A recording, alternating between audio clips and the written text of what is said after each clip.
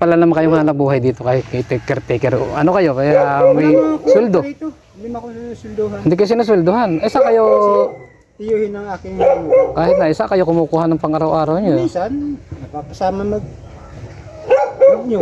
Kasi mahirap yung caretaker kayo tapos wala naman kayo sweldo. Wala man talaga ako. Oh, Kasi nagtiwala lang niya sa akin. why nga. Siyempre. Napakahirap yung wala kayong regular na hanap buhay araw-araw. Ayun, wala. Ay yung pangkain nyo araw-araw. So ayan, dahil field nga tayo dito sa ating pinuntahan, lilipat tayo ng ibang lugar. Pupuntahan natin si tatay doon, yung isang sinasabi ng mga taga rito na meron daw doong isang tatay na nag-iisa rin sa buhay at nakatira lang sa maliit na ano, parang barong-barong din. Kaya yun ang ating pupuntahan ngayon. Balik na tayo dahil wala yung unang pinuntahan natin dito. Yun naman ang ating pupuntahan. Ayan, abangan nyo ako guys at para malaman natin kung ano yung sitwasyon ni tatay doon sa ating susunod na pupuntahan. So ayan, andito tayo ngayon kay tatay at ating interviewin ng konti at alamin natin kanyang sitwasyon dito sa kanyang kinalalagyang lugar. Ayan, samahan ninyo kami dito sa pag-interview sa kanya. Pag umulan, paano? Mabagyo. Hindi naman ako pwede magpatayo ng bahay dito. Hindi nyo sarili lupa. Caretaker na ako dito. Ako. Caretaker kayo dito sa lupa. Ang nakabili niyan ay tiyuhin ng aking manugang na nasa abroad. Wala magtatao, sabi nila. Hindi kayo naman magpapalito. Ibig sabihin, meron pala naman kayong hanap buhay dito kay caretaker. Ano kayo? Kaya may sweldo. Hindi mo ako sinusulduhan. Hindi kayo sinusweldohan. Eh, sa kayo, Tiyuhin ng aking manugang. kahit na isa kayo kumukuha ng pang-araw-araw nyo. Minsan, napapasama nyo. Kasi mahirap yung caretaker kayo tapos wala naman kayo sweldo. Wala man talaga ako. Oh, Kasi nagtiwala lang niya sa akin. why nga. Siyempre. Napakahirap yung wala kayong regular na hanap buhay araw-araw. Ayun, wala. Ay yung pangkain nyo araw-araw. Minsan, yun na, papa. Mga anak ko naman, di naman ako nahingi na sustento sa akin kasi alam ko naman may pamilya. Ilang taon na ho kayo? 66. Oh, bata pa.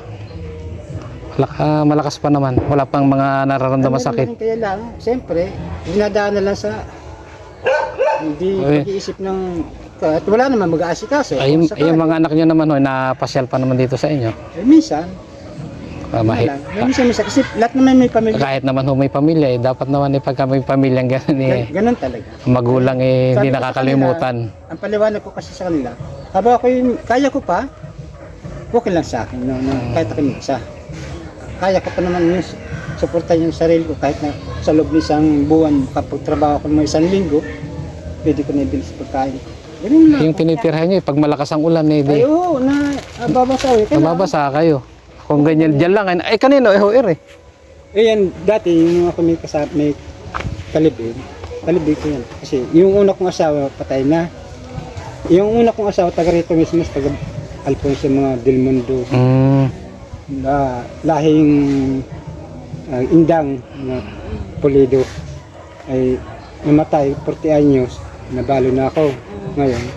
Ito taga-taga nung ako yung nakapagparal sa mga anak ko, sabi ko kaya na nyo, baka pwede naman akong kumanap ng kasama, oo nga. Kasama, may kaproblema kami dahil may anak ako na nawala sa isip. Yun ang pinagpagtalunan. Dapat may anak siya, dapat yung anak ko tangkap niya. Eh sabi ko, hiwalay. hindi mo kaya tangkapin. Kaya kung sa parte mo yung anak ko, ay yung anak mo nagkaganon, wala kayong masasabi sa akin. Ay ngayon, anak ko yan. Kasi minsan, yung pintuan niya, sinira yan ng aking anak. Nasa kampangan, nasa 3 pa hanggang ngayon eh. Ay, yung anak nyo?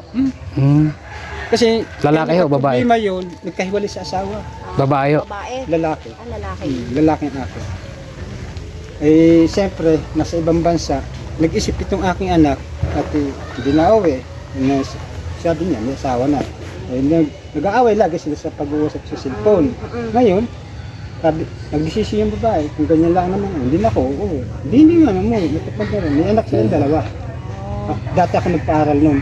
Sabi ko sa pan. Dito ko tapos yun ang elemento ko sa... Eh tay pag naulan at na sobrang lakas ng ulan, wala kayong nililipat ng ibang sisilungan. Ay wala, dyan lang. Diyan lang talaga kayo. Anak ko dyan. Ay, tapos siyempre pala maghapon na wala malakas ang ulan, paano kayo Yun lang. makaluto? Saving, dito, dito, yun ang kalan. Lalabas pa kayo. Oh, ganun lang talagang Basa. Yun ang kalan ko. Ano? Tatay. Sige, hindi na ho kami magtatagal. Kami kaya nagpunta rito. Kami maraming mga ganyan na kaunting pinamimigay doon sa mga kagaya ninyo na para pang New Year kahit konting tulong para sa inyo. Thank you. Sensya na ho kayo. Yan lang ang kayanan namin. Sige ho. Hindi na po kami magtatagal. Ano pangalan tay? Armando. Oh, sige ho. Kami tutuloy na ho. Salamat ho sa kaunting kwento ng inyong buhay. Talagang ganyan ang buhay. Oo nga, laban lang. Sige ho tay.